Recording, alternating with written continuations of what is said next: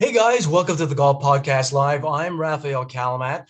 I'm in San Antonio, Texas this week, and Michael, as usual, is out in Vancouver. Michael Bleakley over at ECS Agency. We're thrilled to bring you another episode. This is episode number 83, and boy, do we have a lot of topics and a great guest. Mr. Kevin Blue, Chief Sports Officer for Golf Canada. He's done such a fantastic job from the juniors all the way right up to the RBC Open. Kevin, welcome to the show. Thanks for having me on, guys. Great to chat. Looking forward to the conversation.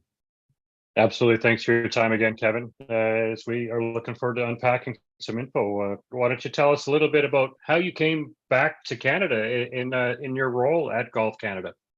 Yeah, I grew up Toronto boy, played junior golf, represented Canada on the national team before going down to the States on a scholarship. Spent 20 years down in the States after graduating from college, did some grad school work and found my way into US college sports on the business side and was in US college sports for a while. My job before coming home was being an athletic director at a Division I school in California called UC Davis. And, it was time to come home. It was time to try something other than US college sports. And being a golfer, being from Canada, obviously, and having the national team system and Golf Canada play a big role in my life was important. So came home in 2021 and happy to be home for sure. Well, welcome back. Every time I talk to someone in Canadian golf media, they're always saying, you know what, Kevin, you got to talk to him. He's doing such a great job. And so, there's a lot of talk going around within the industry. So congratulations on that. My background's out from Montreal. I was an assistant professional for many years, worked at Royal Montreal Golf Club as an assistant. I think you have some roots down in Montreal. So does Mike. Yes. Tell us a little bit about the development of the junior program, because I'm really interested. Back in 2000, when I was part with Future Links at Dorval Golf Club and organized that with Maurice Dagenet. He was the governor, one of the governors at the Royal Canadian Golf Association. We had 150 juniors show up, and we were blown away on the program and how it's grown since those days when that program was initiated. Tell me where you guys are in the junior programs. So, yeah, I think that junior golf is a huge focus of what we're doing at Golf Canada.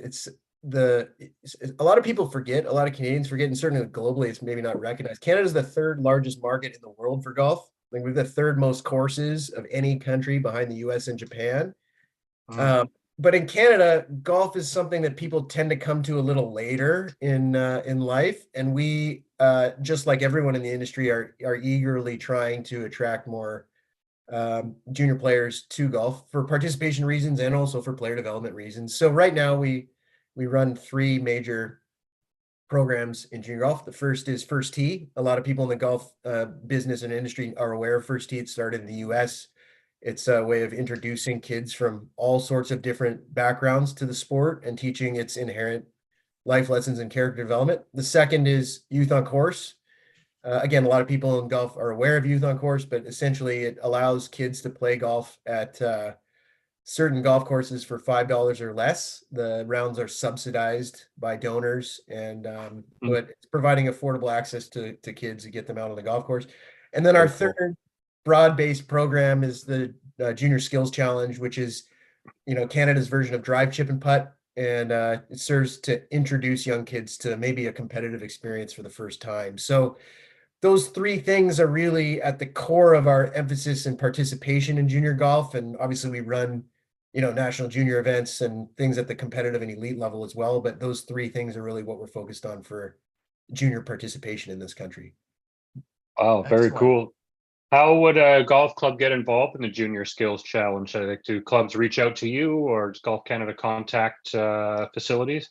Yeah, clubs can ping us directly or the provincial association and run a local qualifier for Junior Skills Challenge. And it's usually conducted by a PGA professional, and the more the better. And it's awesome to get some of the young kids that maybe haven't had any kind of competitive experience, like a first exposure through Junior Skills Challenge. Amazing. That's really great. Golf Canada in the early 2000s had a program where they wanted to get 10 professionals inside the top 100 within 20 years, 5 players within 10 years. And it's so crazy how that's kind of arced over and developed with the amount of players that are going in. Because I was in the professional golf management program back then, and they always talked about how many players they'd love to develop and get into the program. Does Golf Canada have a goal set out to get players into all the way up to the PGA Tour? Or is it a broken down program right until they get into the colleges and universities that so well, being an All-American, a Division I player? I had no idea he was such a great player. Mike, well, we're going to have to get him out on the golf course. Raphael, a caveat is that I was an academic All-American, not a real All-American, so to speak. So I could get it around fine, but it was really a combination of the school and the golf. But look, when you think about the development of elite players in Canada, again, going back to the basic reality that Canada, like golf is a huge sport in our country.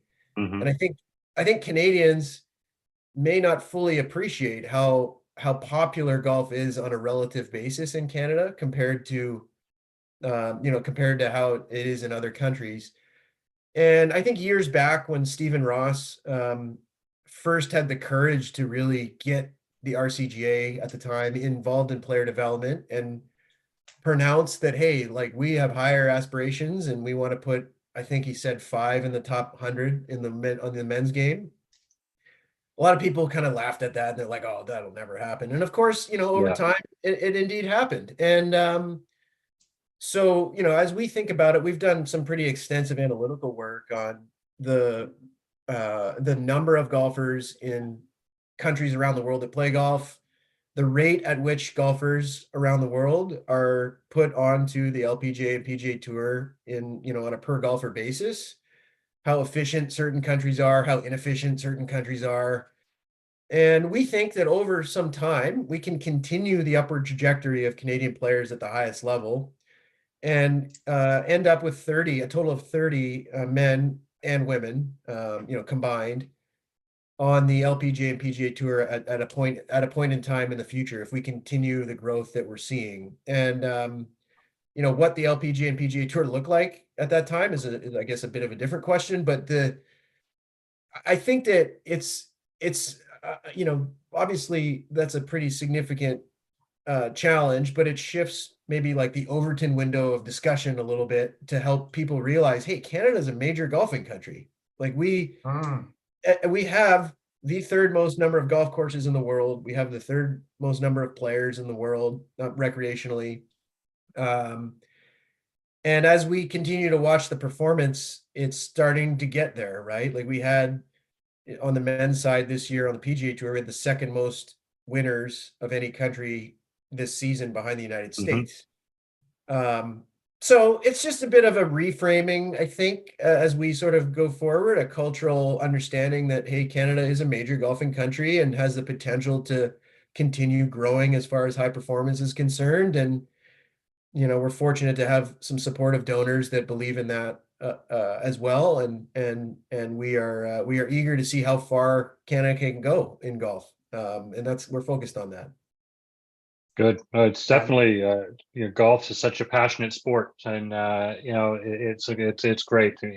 Canada is a home base for golf, and Golf Canada has done a great job on that. And one thing that's come up is the name, image, likeness, the nil opportunities for amateurs. And is Golf Canada involved with that very much, or what are your thoughts on that? The rules of amateur status changed, as you all know, to permit name, image, and likeness compensation within the rules of amateur status. And this is largely in response to the rule changes that occurred at the NCAA, right? So it's kind of like if the NCAA is going to make it allowed, then the governing bodies ought to also consider making it allowed. And they did, and they have, and including us, under the umbrella of the RandA and in partnership with the USGA. And we believe strongly in amateurs being able to monetize their name, image, and likeness. And a lot of our policies at the national team level allow for that, compensate players based based on their visibility for certain NIL markers. And I think it's a great thing. I think that the differentiator between amateur and pro, it continues to sort of get narrower and narrower. Basically, the only two things you can't do is accept more than $1,200 Canadian for playing golf and teach golf. Those are the only two things you can't do. Everything else you can do. And, we think that that's modern and progressive and appropriate. I agree 100%. You know, as well as when we were growing up, how difficult it was to get out on the golf course, how expensive it could get.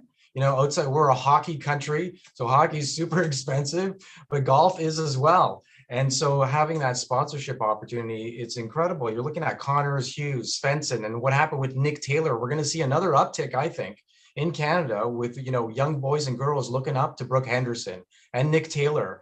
And it's really fantastic to see the opportunity, not only the opportunity to play a golf course for free or for a low price, but certainly having a sponsorship opportunity. And college golf has completely changed. I mean, the money they're being offered is great.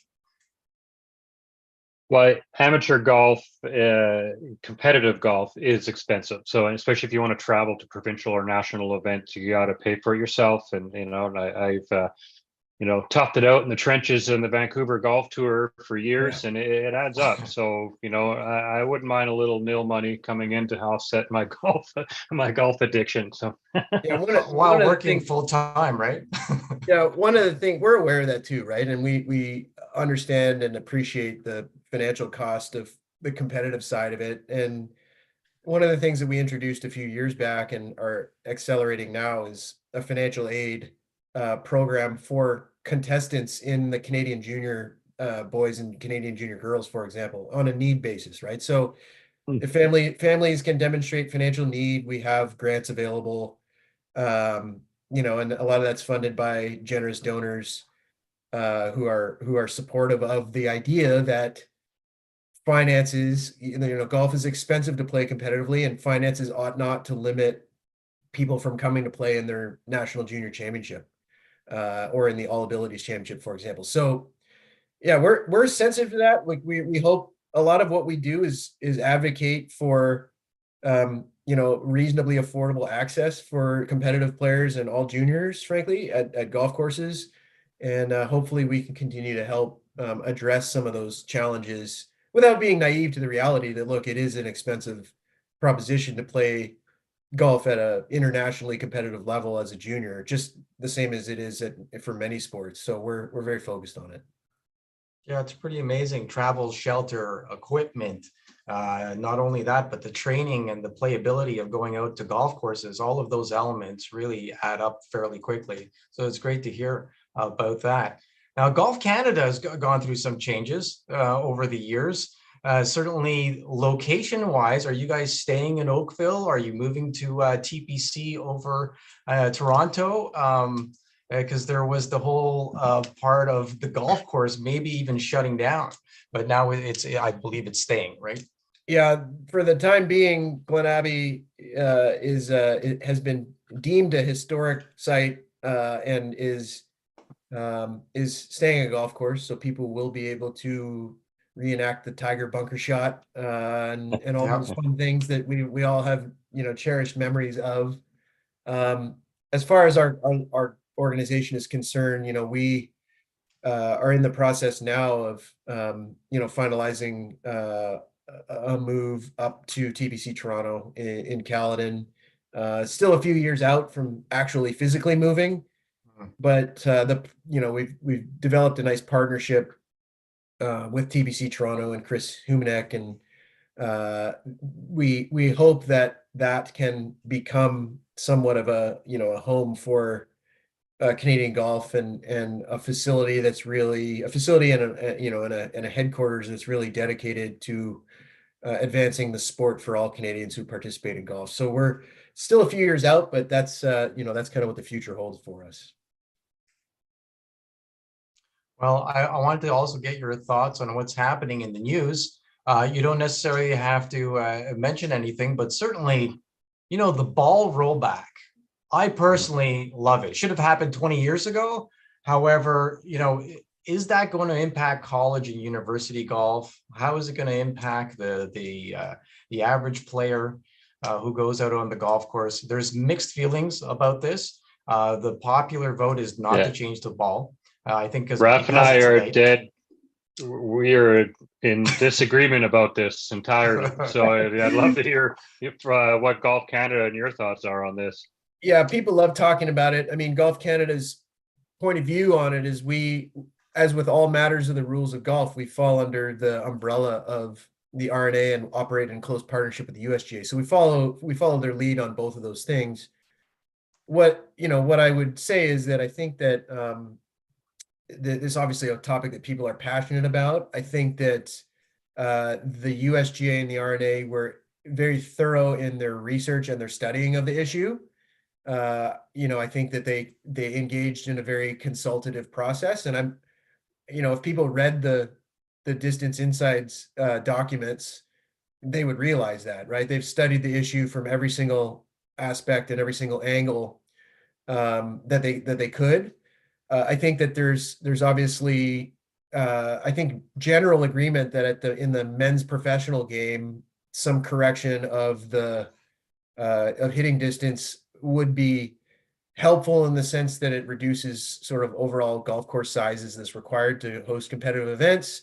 And there's a few sort of offshoots of that. I know maybe a minority of folks might think that, hey, hitting it far is fun and let's let these guys hit it as far as they can. But I think a lot of the discussion has been, should it affect the recreational player or not?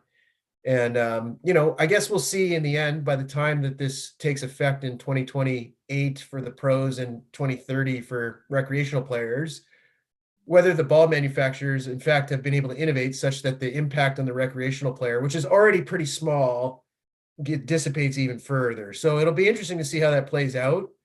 But certainly I think that, when it's a yard per year, which is what clearly the data has shown, you think 30 years down the road from now, that does create some challenges that maybe don't exist today, but you have to give credit to the USGA and the RNA for trying to anticipate and get ahead of those things, which is sometimes not popular, right? But we'll see how it all turns out.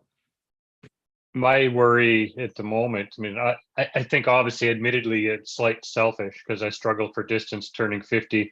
So taking 5 yards away from me, it's like, hey, that's a little rich, like I need that 5 yards. But right now, golf is incredibly popular, and this rollback news, and then this disruption in the men's pro level with Live and PGA and all that. My fear is that we impede the popularity of golf right now because we're there was a bit of a lull over the last decade, 12, 15 years in the growth of golf, and my fear is that we damage that, and I don't want to see a decrease in players joining the game. I want to see it grow. Yeah, Mike doesn't want to move up a tee box. So see, this is the problem. I try. It's okay. I try to get. I keep. Go ahead. I just really feel like it brings back all the old golf courses. It sets things up a little bit differently for the players. And, for the long golf courses that have been designed, they can move forward. And we're going to see that creep anyhow with the club technology. And the ball's going to evolve. It's not going to be the exact same ball. I think it's going to be a work in progress, even though it's only coming into effect in 4 to 5 years. But I just wanted to pivot before we let you go. RBC Canadian Open, Hamilton Golf and Country Club. That's going to be amazing. Of course, last year, I don't know if we could top that with Nick playing and dropping that 72-foot putt. And what an experience that was. Tell us about maybe future venues, anything in the horizon, and is RBC staying on board? Well, a couple things about. Happy to talk about all that, but before I wanted to just mention like a fun story about Nick winning last year, and people have said, "Oh, how are you going to top that? How are you going to top that?" And that's it's possible that one of the other guys or Nick wins again this year. Right. And I think we should be thinking about that. And I was at the Canadian Am in 2022. I actually played my first time in 15 years. I played the Canadian Am, but in 2022, it was at Point Grey. Yeah. And Point Grey, as you guys may know, had the infamy, I guess, of being the site of when Pat Fletcher won the Canadian Open in 1954. So they've got this plaque on the side of the pro shop outside that has Pat Fletcher's face on it, and last Canadian to win the Canadian Open, and which is, I guess, like a point of pride in the history of the club. But I saw the sign and I went over to the head pro at the time and said, what we're going to try to do is get that plaque taken down as soon as we can here by having another Canadian winner. And sure enough, Nick wins. And then last August, I'm out there at Shaughnessy for the CPKC Women's Open, which was, late in August. And the Monday qualifier was held at Point Grey. So I go down to the pro shop and I'm trying to see if this plaque is still up. And they hadn't gotten around to taking it down yet. We had to have a chat saying, hey guys, we got rid of that one. So we're gonna have to take that down. That's a nice souvenir that somebody can have. But anyway, as far as the RBC Canadian Open for next year, New Hamilton, as we sometimes call it, it's been since it's undergone some nice renovation. It's really hard and really good. The green complexes have been redone. The bunkering has been redone. They've added some tees in certain spots. It's a pretty big ballpark now. I think that as far as the footprint is concerned, it's a large footprint to run a major event. With Rory coming back again, that will be very exciting. Obviously, Nick defending his title. Yep. And, we're hoping and expecting the Canadian guys to be in the mix again. There's going to be at least 8 of them out there that are, full-time PGA Tour members, and several more that will either qualify or sort of become part of the tournament through the exemption process. And so we're excited about that and excited about, the opportunity again. I think last year was special and it was obviously cool to be a part of, but that we don't have to wait 61 years or whatever it was. That's right. I don't even know. We don't need to wait that long. Let's just do it again.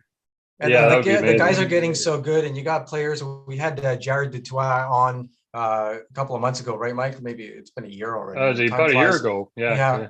And he's been playing so well, and he qualified, I believe, at the US Open last year, and then he's won recently out in Asia, and he was in the final qualifier, but he's doing really well. So it's great. It's always great to see all those Canadians, even though they don't make the cut.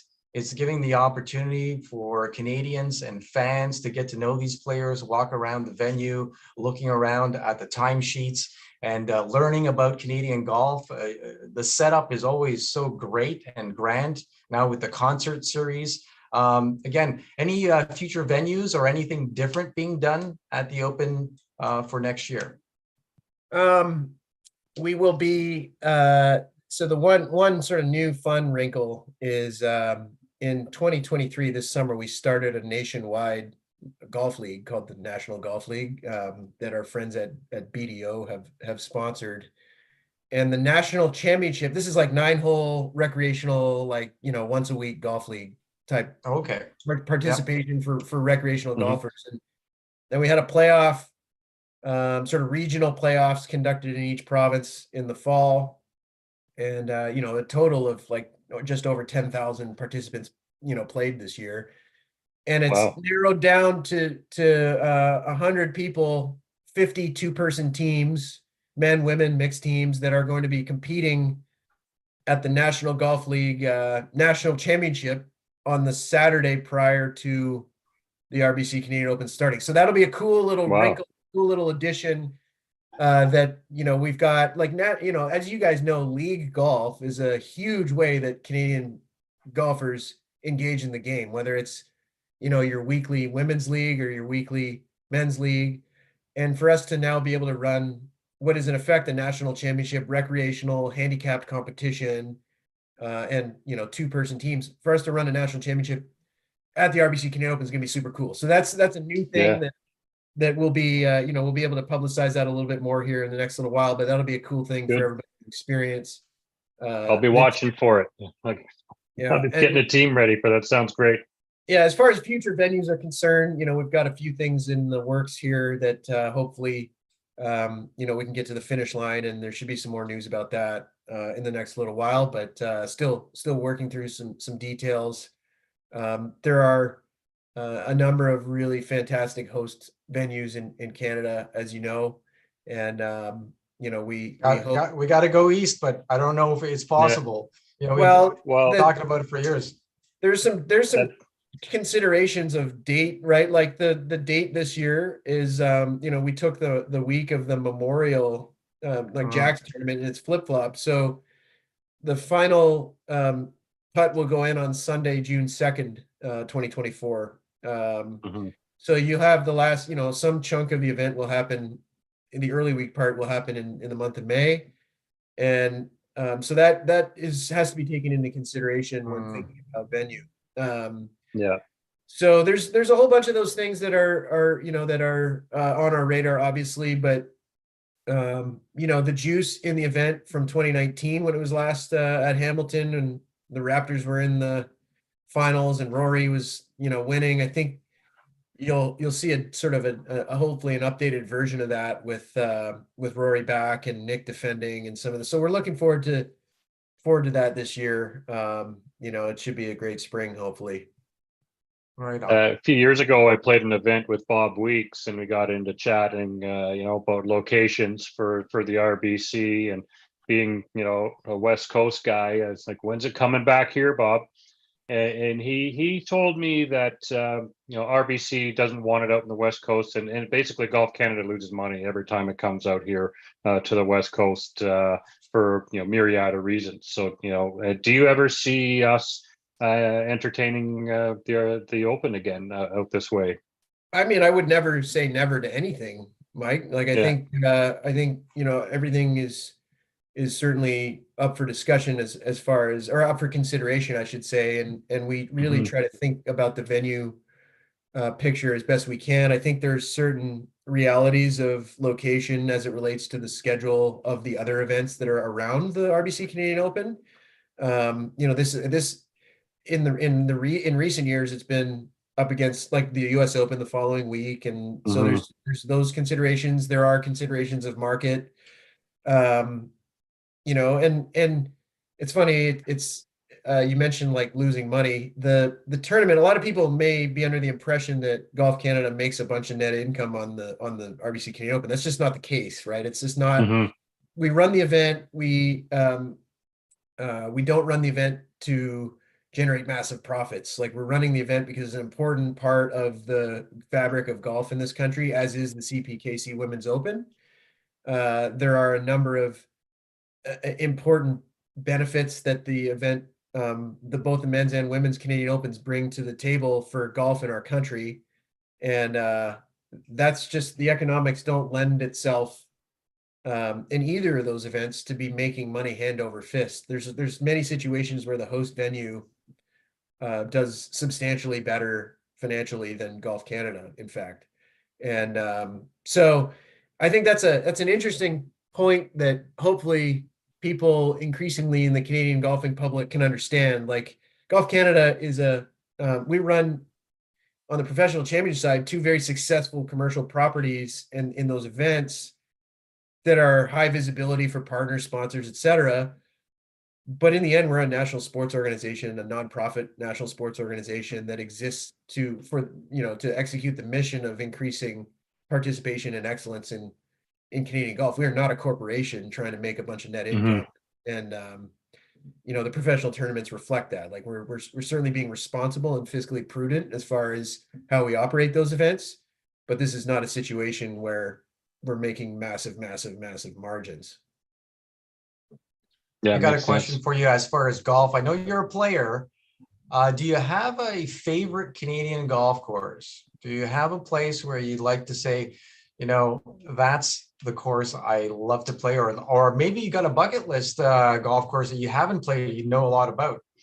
Well, I think for many of us, our favorite course is our favorite course or courses is tied to the experience that we have on them. I'm fortunate to have, you know, through my job and some other sort of playing experiences, have been very fortunate as far as the opportunities that I've had to play across Canada.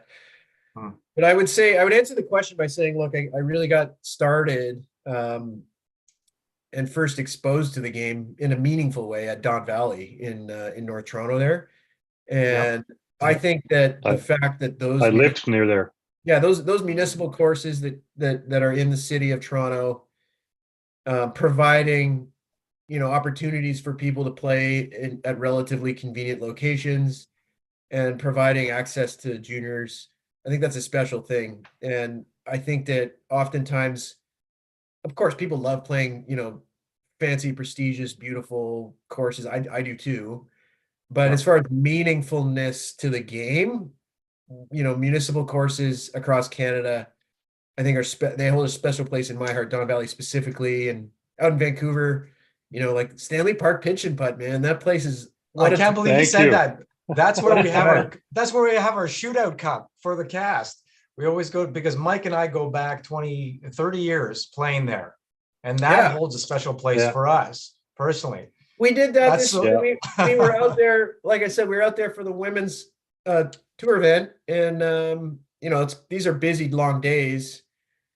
And one of the days, it was early in the week, none of us had our clubs, so we just grabbed Katie Cranston's gap wedge and putter, and the four of us, Katie's instructor and a few of the other staff, just shared her wedge and putter, and we went around Stanley Park Pitch and Putt, you know, at night. It was awesome. And that's what the game's all about, really. Like, of course, you know, we get consumed with the sort of high performance side of it, trying to win and achieve and put people on tours, and that's great. And of course, people love playing beautiful, prestigious courses, that many of them that we have in Canada. But at its heart, what we're trying to do is help people realize, like, hey, this game is for experiences like at Stanley Park Pitch and Putt, where you can ride your bike up there with your gym shorts on, and you know, one club and one ball. And some people might go across the street to the brewery and grab a beer and go out there and get around. Right. Like, that's fun, and that's, you know, we want Canadian public at large to understand that is what golf is all about, right? It's fun, and people can do it. It's accessible. And that's where the affordability thing with golf, I think, is a slight misnomer, because there is plenty of golf courses that are very inexpensive, you know, like Stanley Park or some of the shorter executive courses where you can pay $25 or $30 and be entertained for 4 hours and just go out and play golf. Because when it comes down to it, and if you got a really good crew and you're competitive, you can have just as much fun at Stanley Park as you could at you know, at the National or the Devil's Pulpit, right? So the golf doesn't have to be expensive. There's lots of used clubs, or, you know, there's ways to get into the game that are attainable for most. Yeah, I think that's key, and I think the way that we as people in the golf industry have to do. We have to continue to be consistent in making sure the Canadian public increasingly understands that message. There is for good reason, frankly, justifiably, there's some pre-existing notions that people have about the sport, right? Like, it didn't always used to be, it certainly wasn't sufficiently inclusive at one time, our sport, and in some places. It certainly wasn't, accessibility from an economic standpoint is not something that people prioritized at one time. And now we do.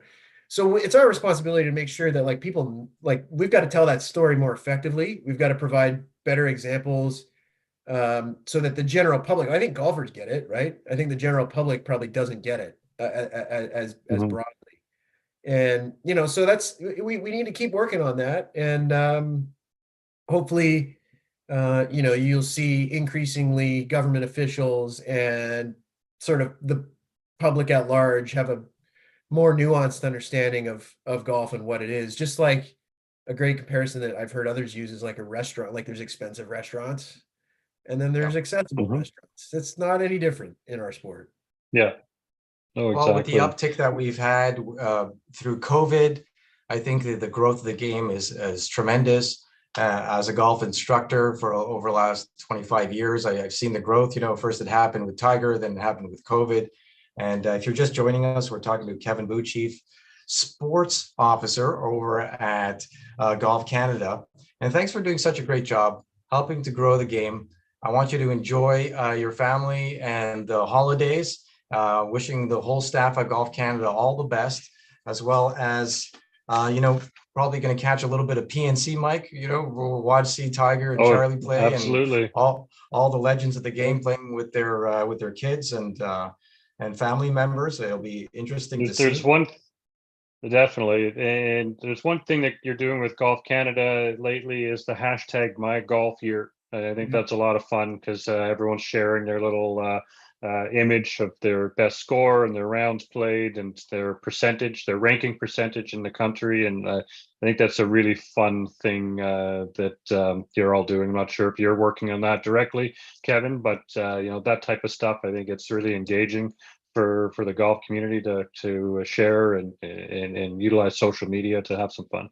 Yeah, our marketing team's awesome, and we're glad that you all love that and agree that it's something people are proud of. And it shows you the different ways that people can engage in the game, whether their best round of the year is 63 or 103. So people are leaning into that. Yeah, fantastic. Would love to play golf with you. I'll be out in Toronto at some point, so maybe we'll drop you a line and see if your schedule permits and if you want to go hack it out with us. Would love to. I'll be out in Van. Well, certainly I'll be at the Women's Am at Royal Colwood on the island there, and then Nice. Sure, I'll be in Van for something. I as you guys can imagine, I get around a reasonable amount to especially in summertime, to a lot of our events, and so it'd be great to cross paths, great to tee it up. Appreciate you guys having me on. I play out at Mayfair, so you got a standing round there. Just let me know, and I'll set it up. Awesome. And I'm in Oakville. Excellent. Easy to get in touch with me. All right, take it easy. All right, guys. Okay. Cheers. Thanks a lot, Kevin. You have a great Christmas and holiday season. Likewise. Thank you. Okay, take care. Thanks for watching, guys.